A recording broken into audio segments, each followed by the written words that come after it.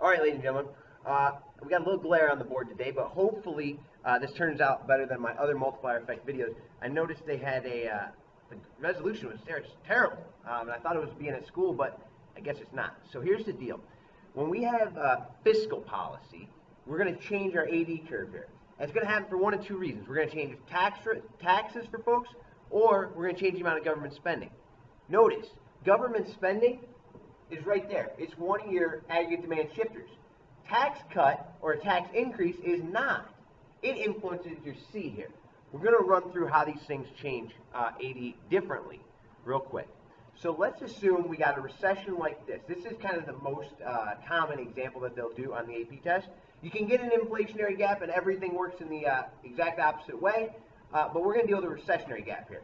So let's say that the government spends $100 to close this recessionary gap here. So that's going to be what we call our initial change, because G increased by 100. So we go 100 like that, 100. But the deal is, once the government pays that worker to build that bridge or to build that school, that worker's going to go and buy some other stuff. That's going to be some more consumption.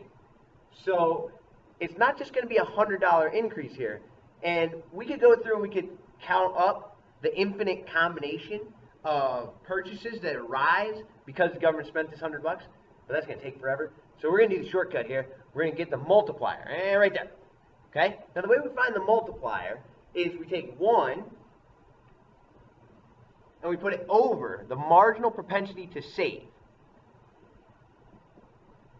Some people do 1 minus MPC. It's the same thing, all right?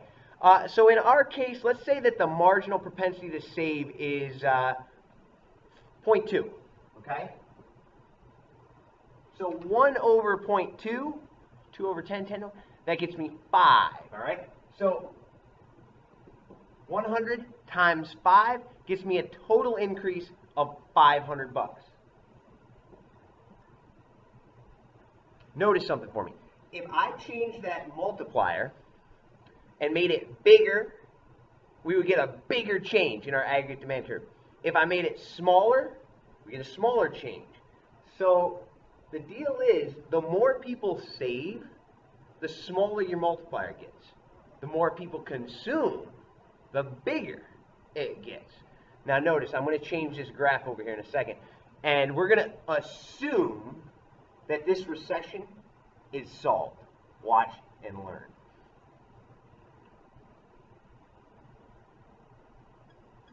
Notice originally the output is 500.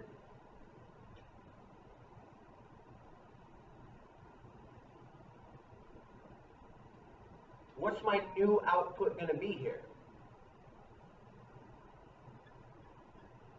It's 1,000, because hey, look, the government spent that $100.